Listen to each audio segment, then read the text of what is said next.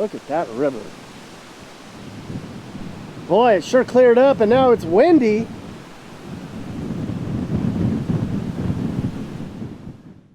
Man, was that cool. I was on the banks of the Kenai River. It's on the Kenai Peninsula, a couple hours drive south of Anchorage. The day had been cloudy. The whole first week had been cloudy. And then, for the first time, the skies opened up and I saw Alaska in a different way. So one summer, Kim and I went to Alaska. August in Alaska marks the end of the summer. And by the looks of things, fall was already on its way. A lot of the time here was gray and cold and wet. We spent a month in this state and stopped in as many places as we could. Of all the dozens of towns and villages we stopped at, I picked 6 of the most interesting. Here you go.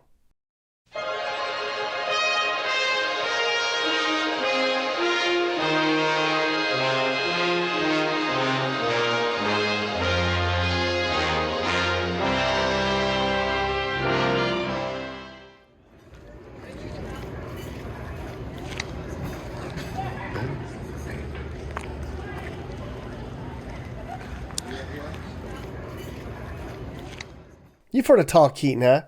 It's pretty famous. There's about 1,000 people here. There's like 5,000 tourists in town any day of the week. And people who live here, they can tell who's a tourist and who isn't.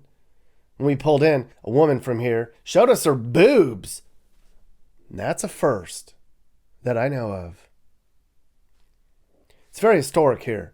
There's a lot of shops and art galleries, places to eat. This entire village is sustained by tourism.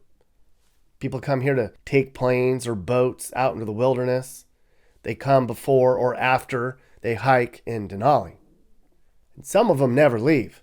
Since we're at the base of Denali, really, or Mount McKinley, as all the old timers say. We don't call it Denali, it's Mount McKinley, damn it.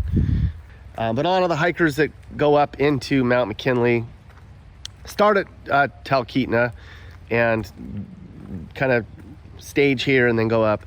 And a lot of them die. And because you can imagine it's very hard to do that.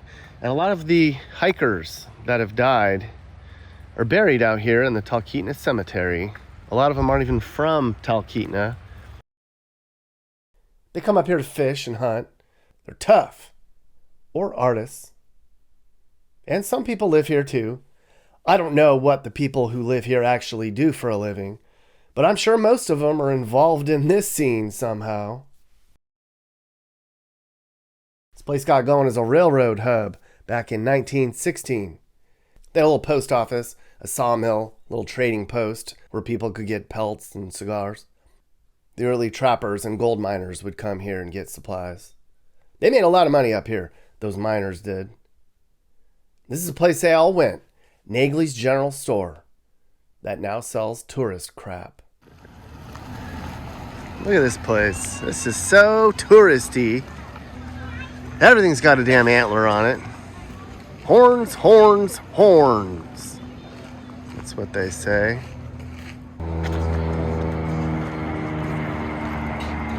Talkeetna. There's always a plane flying overhead wherever you are in Alaska. It's a wonderful little town. Very cute and charming. We're eating at the Denali Brew Pub tonight. You can see that. So back in the day, they used to have a moose dropping festival here every summer.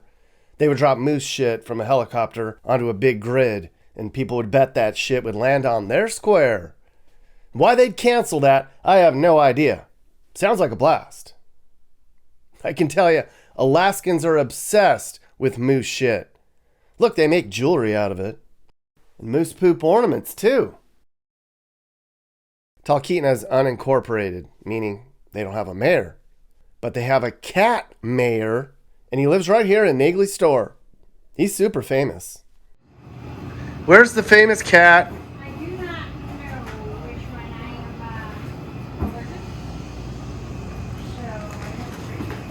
am. Look at this place. Looks like the cat's not awake. Or not here. Where's the kitty cat? Probably Really? What's the cat's name? Aurora? Oh, there's the famous cat. All right, if I see her, I'm gonna stalk her and get her autograph. She has her own beer? Yep, and she has a tip jar right here too. What time's the bar open? 2 o'clock. Oh my gosh. The cat has its own beer and it ain't open, and that's a shame because I really wish the bar was open. I would love to get Mayor of Talkeetna cat beer.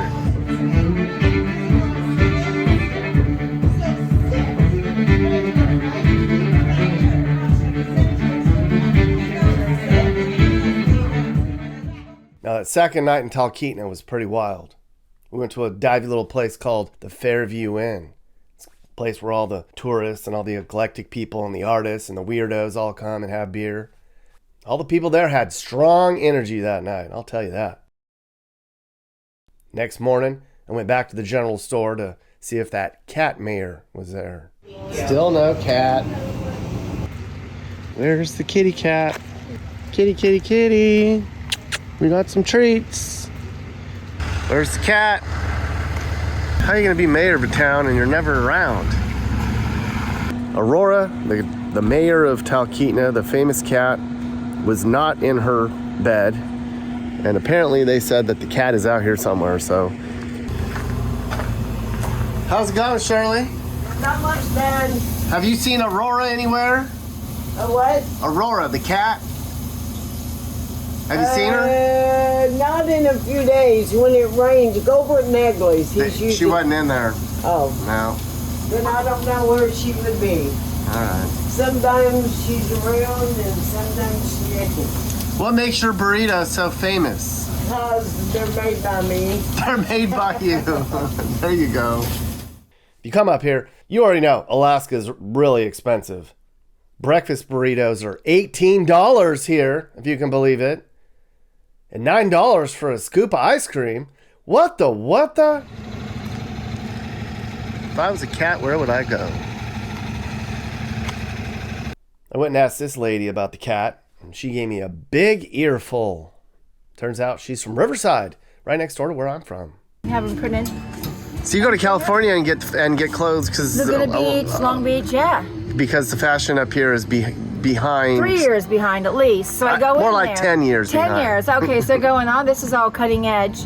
So I bring it up, it's barely used. You know, I've got it, someone's new, but a lot of it's thrifted. You know, and the beach cities, you can kind of tell what I get from the beach is kind of woohoo. Mm-hmm. But from Scottsdale, it's a little bit upper class. So, yeah, anyway, it's fun. How do you like Talkeetna? Well, how would you describe Talkeetna?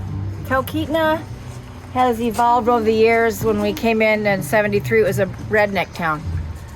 Trappers, miners, railroad workers, fishermen, bush pilots, about a couple hundred. Got inundated with hippies from all over the nation because they were giving away 5-acre parcels of land up the tracks, only accessible by train, which we jumped in on. And it kind of evolved into now it's a hippie town.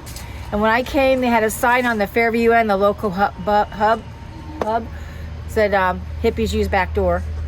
And then the back door said closed. So it was really, and then the what really popped us tourism is the Northern Exposure series.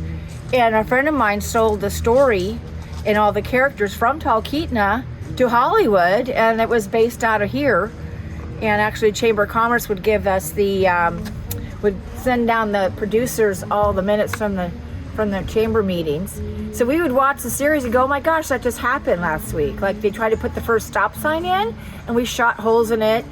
And then we saw that whole series that it had the new stop sign. So we have a radio station. Everything's from that, Yeah. So then tourism came and it's flooded the town, but we make the best of it. Now people come in to have a great time and experience a eclectic town.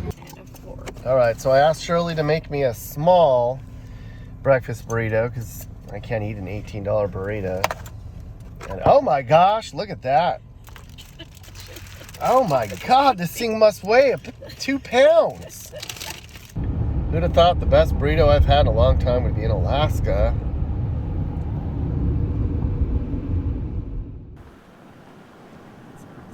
Zero moose killed so far in 51 days. That's cool. Small town Alaska life means a real sense of community and super authentic people.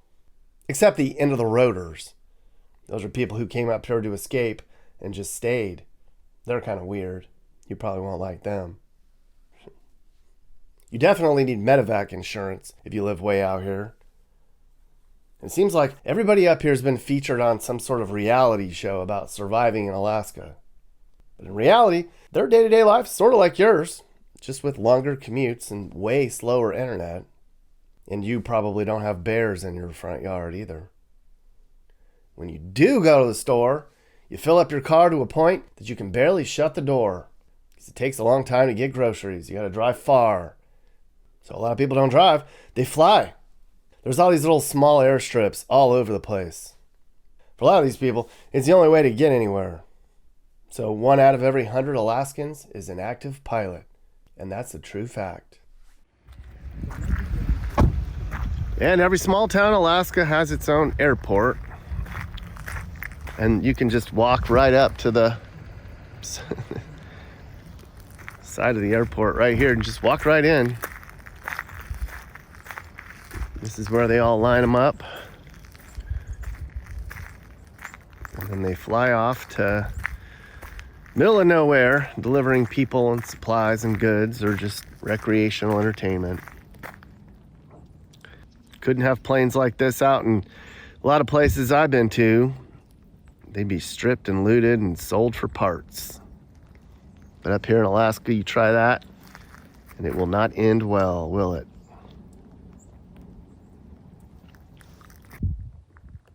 Just have cones marking the actual landing strip here.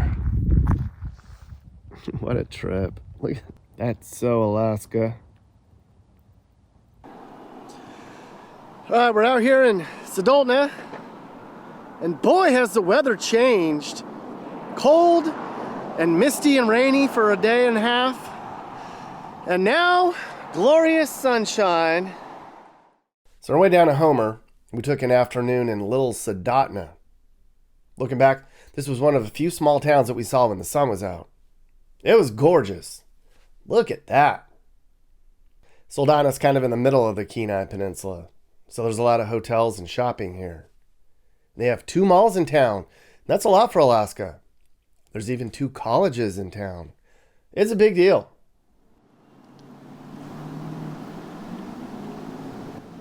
There's only 3 Starbucks in the whole peninsula, and they're all within 1 block, right here in downtown Seward.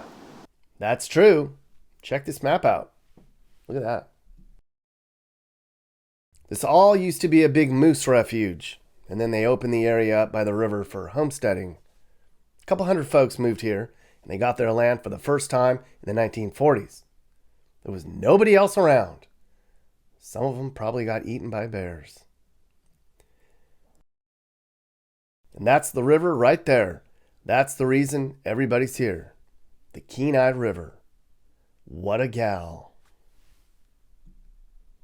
In the 1950s, they finally started building roads back here. People showed up and were like, holy shit, there's so much salmon here. And now it's the most fished river in the entire state.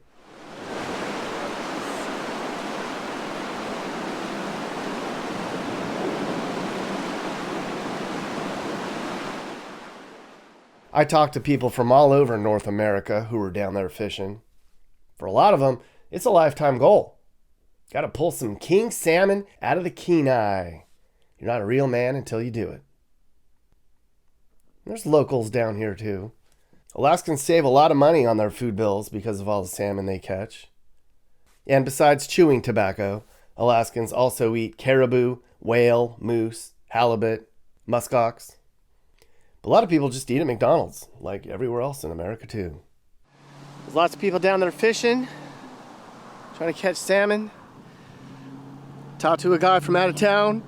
He said, I don't know what I'm doing, but I heard this was where you're supposed to do this, and it's better than being at work.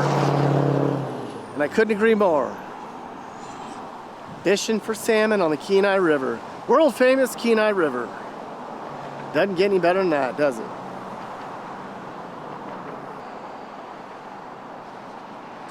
Way to go, Les.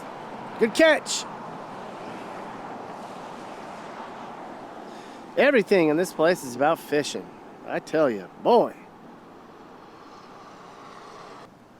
We're going to take a break at Kenai River Brewing Company in downtown Talkeetna. What is it? Hens and bucks. I'm a buck.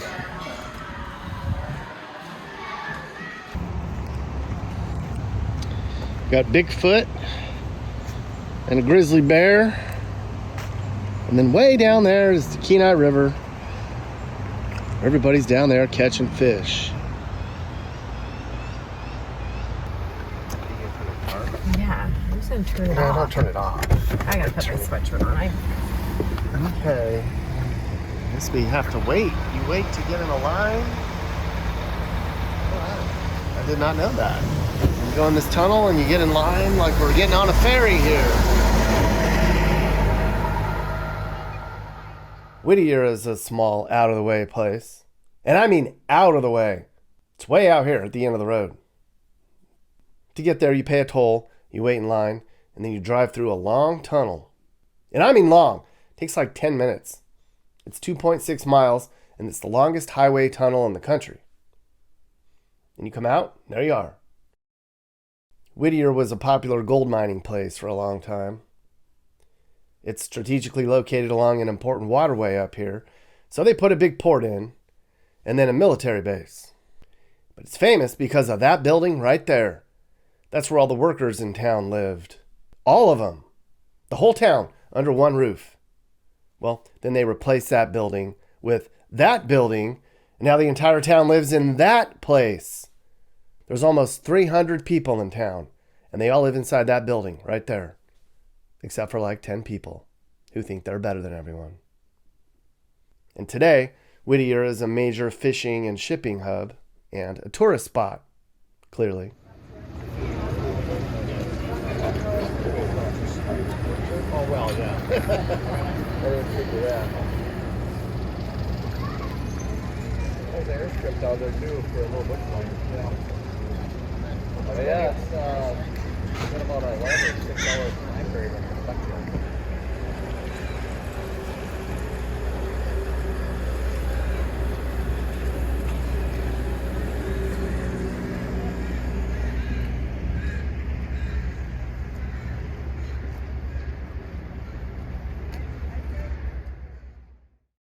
And according to Linda, there's some interesting drama in town. That's Linda right there. And I got the dirt from her for you guys. The big building, the Buckner Building on the hill, has been vacant since 1958. When it was built, it was the biggest building in the state of Alaska. It has 270,000 square feet. It had a full hospital, mess hall, bowling alley, barbershop, bank, morgue, police station.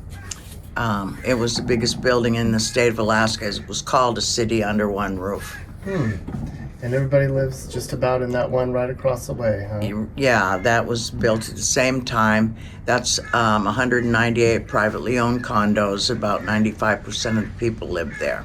How much is a condo over there? Do you know? If you They're currently running around 150,000, but that's soon to come down. They've run right around 50,000 for the last 25 years. But there currently are 6 of them for sale from 129 to 205,000, and nobody's even looking. And now the fish processing plant here just filed bankruptcy, and they have 10 apartments in the 14-story building. So once those come on the market, I think you'll see a big fluctuation in the cost of apartments. Why did the fishing place go bankrupt? Why? I don't know for sure. It was owned by the Russians, and with the Ukraine war, I don't think they could get their hands on their money to operate, and that's why. That, and they sunk quite a bit of money into it, you know. What's it like to live in a little town like this? There's a lot of small town bickering, but nothing too violent. And if you don't like your neighbors, don't worry, because they won't be here that long. You know, they'll leave. It's a very transient town. All right, we are on. So it was a beautiful day, our final day in Whittier, which is a kind of boring fishing village, but it's been a beautiful day. This is the first sun that we have seen in like more than a week, probably the most sun we've seen in 3 weeks. And we're on our way back to Anchorage for the last night. And look, I'm excited about that. The Brown Bear Saloon, my kind of place. You're probably not as excited as I am that I'm here, but great people inside. The Brown Bear Lodge. Oh yeah, we made it. Oh yeah, look at this place.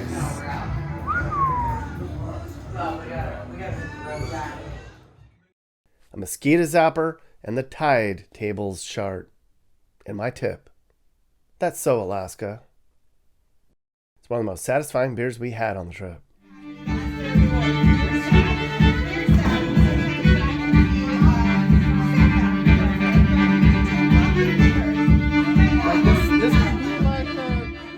So the first day we left Anchorage, we drove an hour out to a little resort town called Girdwood. People told us we needed to do that. If you're headed down to Seward, make sure you stop for a day in Girdwood. It's wonderful, Nick. So we did. And boy, was it full of tourists. They call this Girdweed because there's a lot of pot dispensaries, and it's kind of a hippie town. But it's also been called the wealthiest town in Alaska and one of the top 10 most beautiful towns here too. But not in the rain. Or maybe it is. Guess it depends on how you look at it.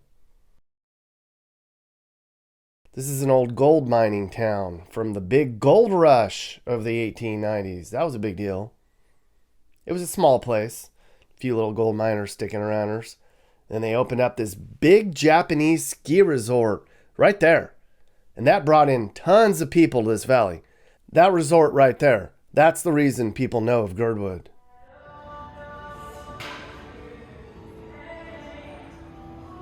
It's pretty nice. Not as fancy as I thought it would be. I tell you what, for the $500 to $800 a night, I thought it'd be a lot fancier than this.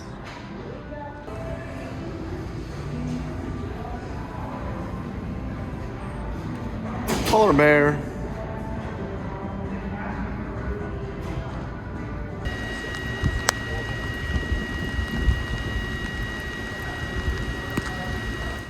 This is the largest ski resort in Alaska, even though it only has 5 chairlifts.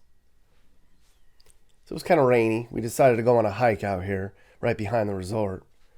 I normally don't like to hike, but I did it for you, YouTube. It was real rainforesty like.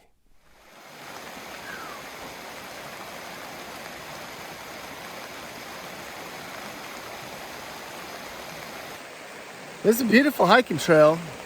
Everybody else out here is in their rain gear with hoods on, and I'm not. I have an umbrella, and I feel good about that. That is a big mushroom.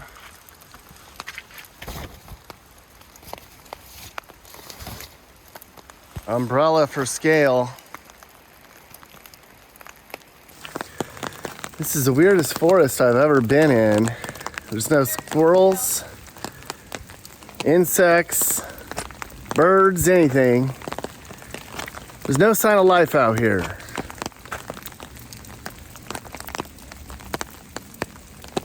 It's just pitch quiet. There's no mosquitoes, bugs, birds, squirrels, lizards, snakes, nothing. The empty, quiet, rainy rainforest. I'm not complaining. Okay, so someone just told us there's a moose up ahead. We're gonna see if we see that. I got my moose spray, just in case. There he is.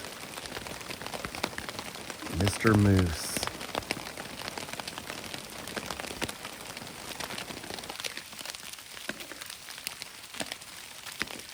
Off to go get some berries. All right, we made it to this bridge. I'm pretty tired. I don't like hiking, but it was worth it. I'll show you right now what it looks like. It is absolutely incredible what this is. Oh my God. Look at that. Somebody told us that the locals pan for gold in that river gorge in the summertime, but not today. It's too wet and rainy.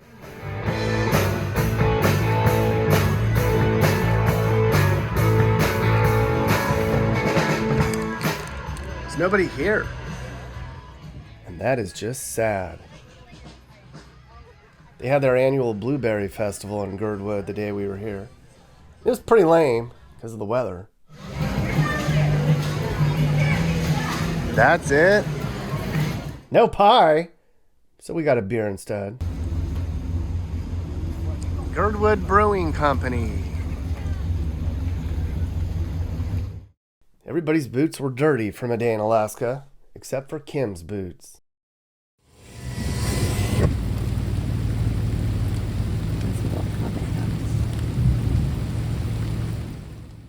They say Girdwood's pretty much the wealthiest little town in this state. Tons of money here. But that brings drama. You know it does. There's a bunch of new seasonal rentals in the area now. Uh-oh. All the rich people are buying up homes and making the place unaffordable for the workers. Sound familiar? The average income is rich, bitch. These people make about $150K a year.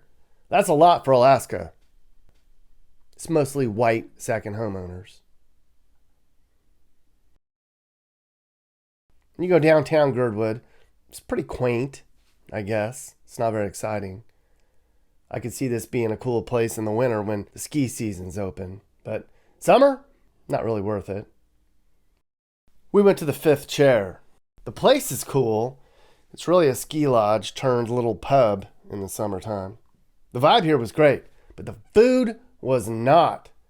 I thought I'd get the rockfish tacos because that's what everybody told me I should get when I was in Alaska. And the fish was absolutely god-awful. What the hell's up with this state? Second time in 2 days that we got bad fish up here. I thought Alaska knew how to make fish.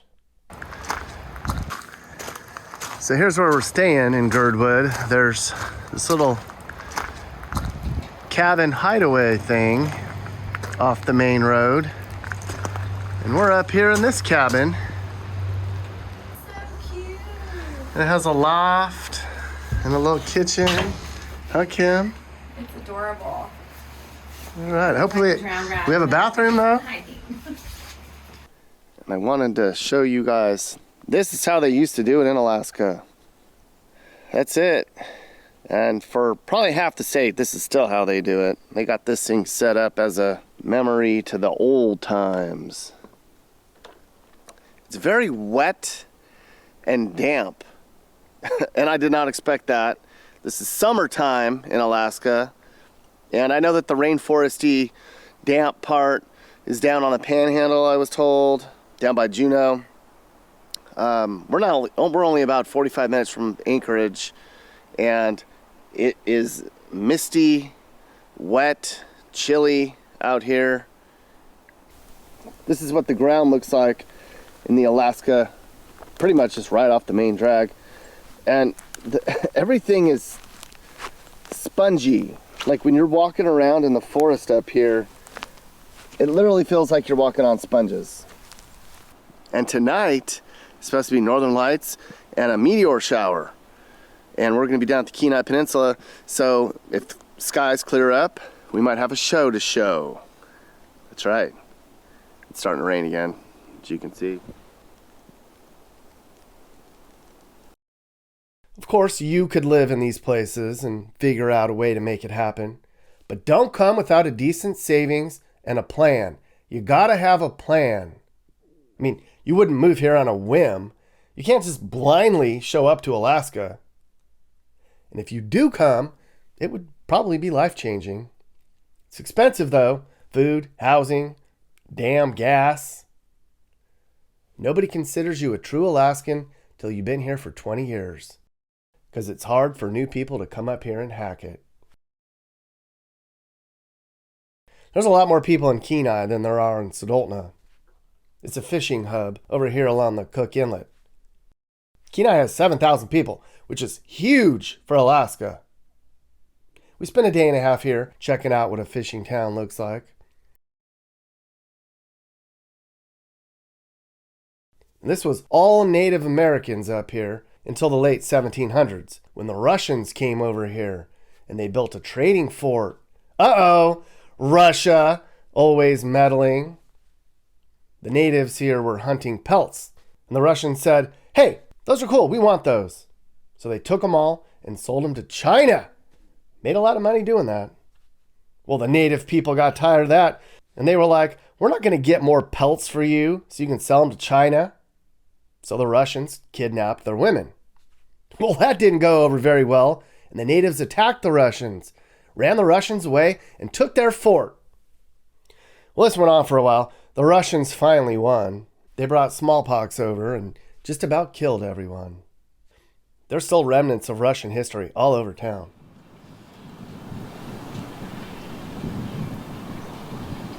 Little teeny tiny airport. Every little town out here has an airport.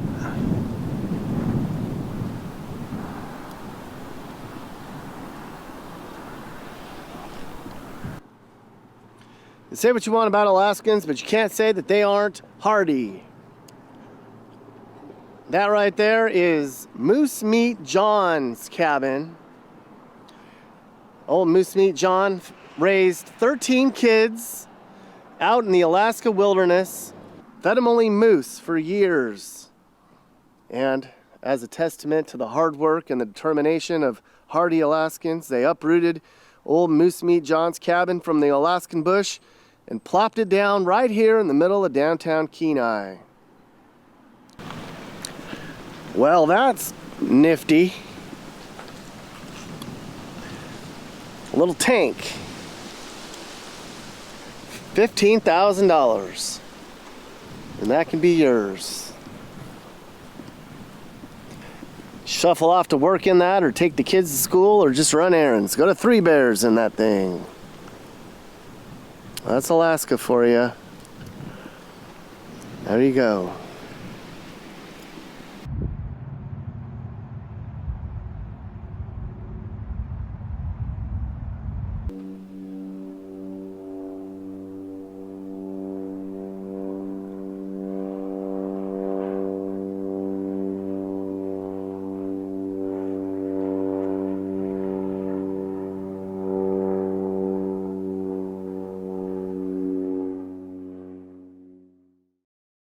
You can get a home down here for about $320 grand, and that's a steal for Alaska. It's pretty poor down here for Alaska standards. There's really not a lot going on. And I read it was dangerous here, like really bad for property crime and car thefts and assaults. I also read that the Mexican drug cartels are using this area to distribute fentanyl that's been pouring in under Kamala's leadership. Well, no surprises there. Glad she's gone. But I was driving around, I was thinking, this doesn't feel that bad to me. Then we came by a house that had been hit by a shotgun. And we were like, okay, maybe it is that bad. Did people like blast it?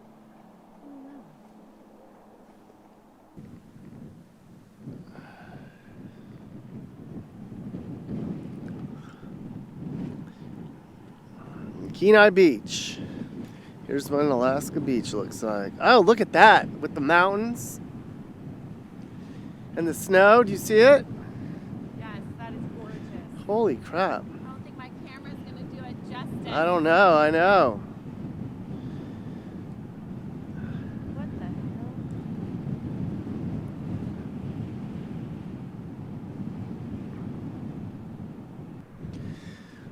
hell? The sand here is dark and grainy.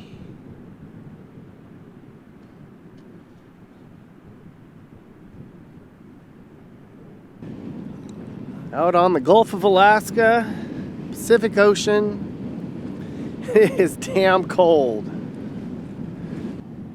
No way I can get the drone up today. Feel like it's 25 miles an hour just straight. With gusts of 35. This is what a beach looks like in Alaska. Gotta put my hand in. Oh, it's warm. The water's warm. What? How is that so warm? Oh my God. Why is that water so warm? That is weird. I'm guessing 70 something. Feel that water. But that's an Alaskan beach for you. Maui it is not. Place really blew up in the 60s when they discovered oil about 20 minutes away. It was the first time they ever found oil in Alaska, 20 minutes from here. And now fishing is what this place is all about. Kenai is a big deal in the area for all the fish caught all over this inlet. No fish, fish numbers just dropped? Yeah, it was like a lot of fish and then nothing. What does everybody think caused that? Not sure. Last year, the fishing, it was still going on about this time. It lasted until like the 20th, I believe, around there last year. Well, are people worried about the fishing industry up here? The tourist industry isn't. The set net industry is in tatters, and the drift net fishery is on its way down, it seems. They don't like the current political climate. They want more touristy type industry, and people don't want to buy fish in cans anymore, and so we technically in the Kenai River area and the Homer area, we have some of the best red sockeye salmon in Alaska because we don't catch a lot of it. We can ice all our fish, and so we have the highest quality fish, but it's not enough to pay the bills. And no one wants to buy, not enough people want to buy the super high quality. Everyone's trying to save a buck, but that's just how it is. So it's gonna either phase out eventually, or there'll only be a few guys fishing. In the whole state or in the area? In this area. So Kenai proper, how is this town doing? How has it changed? Well, it was booming in the 70s and 80s, and in the 90s it was okay. Now it's turning into more of a tourist town. Their favorite place to shop up here in Alaska is a place called Three Bears. After a week here, we finally pulled over to see what it was all about.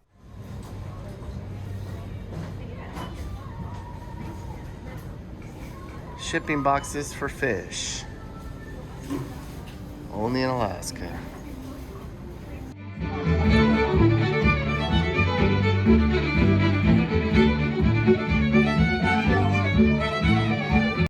This is August, which means end of the summer, even though it felt like the end of fall.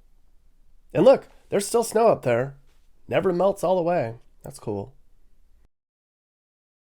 And there's a glacier. I hear the glaciers are receding up here in Alaska. Several of my sources told me there used to be way more glaciers, Nick. I think they do that because it's warmer up here now. So we took a hike up to get a little bit closer to that glacier, and it was not a fun hike. Before we came up here, everybody told us the skeeters up here in the summer are terrible. They'll carry you away. Well, we didn't see any mosquitoes the whole entire trip. We saw one up until that day, and then that was the day they got us. But the views were worth it.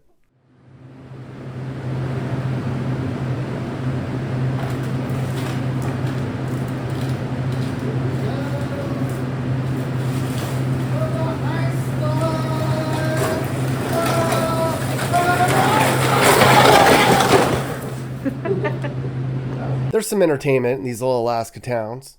The sort of stuff you'd find in really any small town in America. But you pretty much do the same thing over and over. And you run into the same people everywhere you go, especially the local bars. That was exactly what we saw in Delta Junction. Look at that. Alaska has farms. Now this is Delta Junction, which is way up here at the other edge of People Park. This whole region up here is one of the biggest farming areas in the state. They call this the Tanana Valley, the largest agriculture area in Alaska. 80,000 acres. That's a lot for them. They grow a lot of hay here, clearly. And I read 20 varieties of rhubarb are grown here. That's cool. Grains, rapeseed, barley, peas, cabbage, taters. And there's also a labor shortage up here. The farmers have to compete with the Air Force and the gold mines and the oil companies and the fishing boats for workers. Farming's not cool. It's not manly. Nobody wants to do that. But the weather up here's fickle. You never know when you're going to get snow. They pretty much get from the last week in May until late August to grow, which is right about now. But the sun's up all the time in the summer, so produce up here grows really fast. And you get record produce. Look at this. They say up here, lettuce is the size of pumpkins, and pumpkins are the size of cars. Juan, would you work at a farm like that, where you had to carry big giant fruit around on your back all day? No say. Me no understand. How much money you pay? Oh, you're not from here, are you? You're an illegal. Kamala and them probably let you in, didn't they? Well, I'm going to call Trump and have Tom Homan send you home. Come back legally the right way. Bye-bye. We don't know if he's a terrorist, right? And he's probably sending money back home to his family, too. Farming became a thing in Alaska during the Dust Bowl in the 1930s. Midwest farmers were losing their soil. And somebody came up here and they were like, the Alaska soil's great. So a lot of farmers came up here and they were given homesteads to grow their crops. But today, there's just not enough crops grown here to feed Alaska. So they have to have a lot of their food trucked in. The eggs are all broken after 2 weeks on Canadian roads. So Alaska's the biggest state, but it's last in agriculture production. Is that because of the weather, the climate, the cost to do it? Like labor shortages? I don't know. Like why would Alaska with the most land? It's interesting to me that they would have the least amount of agriculture production. It's just really hard to do up here. Everything's short and everything's expensive. And, you know, Alaska is a state of minerals, oil, resources, natural resources, you know. So there's many of those other options there to do too. But it's a very short cycle, and it's very expensive to be able to do what we're doing. None of these farmers jumped right into it right now. Many of them have been here many years, and we're all getting tapped out on age. We're all getting right up there. Okay, so it's about day 20 out here. It's Monday morning, and we're in Delta Junction. It's a farm town out here in Alaska. There's the cabin that we're staying at. Just a fun little cabin out in the woods, about 3 miles from town, with a little loft up top to sleep on. Nice and cozy. And it's morning, it's about 45 degrees. And I'll tell you what, summer is over here. I mean, look at this. It is pretty much, it is fall. About 5 days ago, we were walking around and we were saying, oh look, the leaves are starting to change. And now we woke up this morning and we're like, the leaves are dropping. And there's our minivan, by the way. Not happy about that. Can't be cool driving around in Alaska in a minivan. Doesn't really go well with the cabin. But our windshield wipers broke on our cooler car about 5 days ago, so. The second day we were here, we left our little cabin and we just wandered around this little farm in town.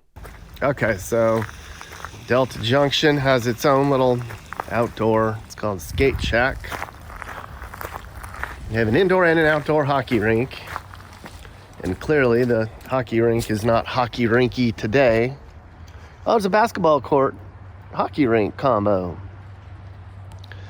This is how the kids stay busy up here in the middle of Alaska.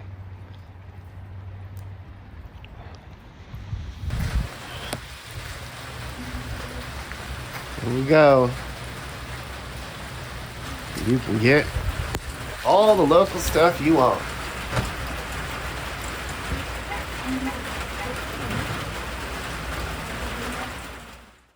Those trucks right there, those are carrying gold up to Fairbanks. That's all pay dirt in there on its way up from the dredge. They say July was a very good month for gold up here. I always wondered why somebody doesn't hijack those gold trucks more often. They know what's in it. This is what a little market looks like in an Alaska farming town. If they don't have it, you don't get it. $2 for a slice of pie. The rest of the prices aren't too bad either. Ranch for $7.25, olives $4.50.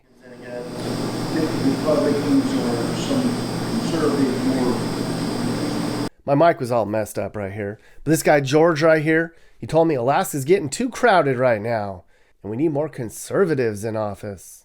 Well said, George. Too bad we couldn't hear you. So I'm at an establishment here in Delta Junction called the Draft House and Lodge. Pretty much the only game in town for getting a beer and a burger. Just a regular place, kind of boring, not that interesting. But I was out here and I spotted that. Is that an electric charging station? Let's go see. It sure is. This might be one of the only electric charging stations in the whole state. They're not big on this stuff up here. Drill, baby, drill. You know how it goes up here in Alaska. Of course, they don't look like they've been used. I don't think I've seen an electric car the entire time we've been here. But there you go, Recharge Alaska. You got to put them somewhere. You got to have at least a few. Up here in the last frontier, who needs that? Electric cars suck. What's wrong with energy? What's wrong with oil? We want diesel, damn it. Coal. Here's what a little neighborhood looks like in an Alaska farming town. You can get something like this for about $500K on this street. Comes with a lot of land. Man, look at all the moose scrapes on all these trees out here. That is a big moose. A big bull. Look at that.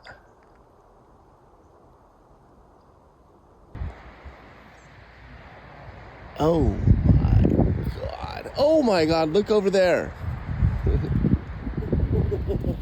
Holy shit. On that last night in Kenai, we saw the northern lights. Now, if you know anything about this, these pictures are misleading. Cameras and phones bring out colors that you can't really see with your naked eye. So this isn't exactly what we saw. What? Holy shit.